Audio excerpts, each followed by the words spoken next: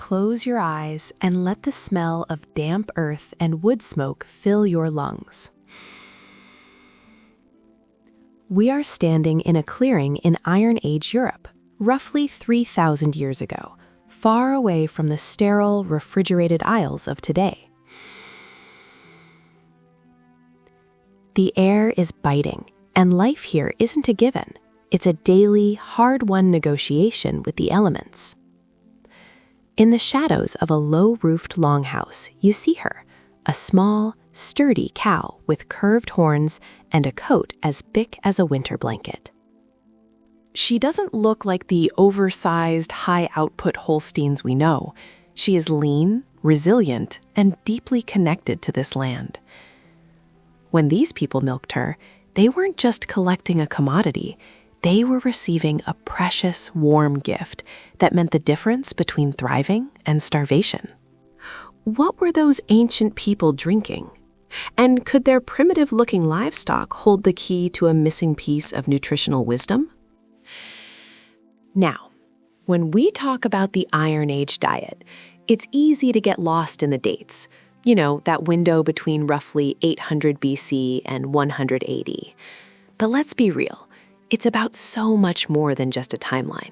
It's about this massive, fundamental shift in the very soul of how we survived. Think about that for a second.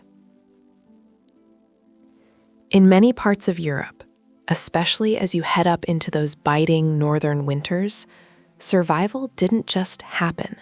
It was precarious.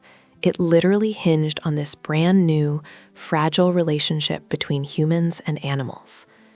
And this milk? Forget everything you know about the cold carton you grab for your cereal. This was different. These animals were small, scrappy, and tough as nails. They weren't these high-production dairy cows we see in green pastures today. They were hardy survivors, just like the people tending them. They didn't give much, but what they did give, it was the difference between making it through the winter and not.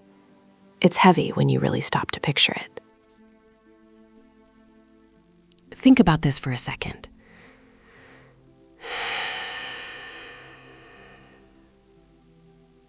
When archaeologists dig into the earth today, they're finding these tiny, crusty residues of milk on broken pottery fragments. It sounds so simple, right? Just a stain on a shard. But to them, that's the evidence of a lifeline. It's the proof that milk wasn't just a drink, it was the core of their world. But here's the thing that really gets me. We're so used to that big, familiar gallon of cow's milk in the fridge. But back then, especially if you were hiking through the British Isles or the rugged coast of Scandinavia, cow's milk wasn't the default.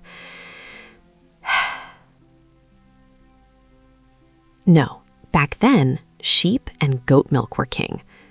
Can you imagine the taste, the richness? It's a completely different world than the one we know. It wasn't about mass production. It was about what could survive the rocks, the rain, and the cold alongside you.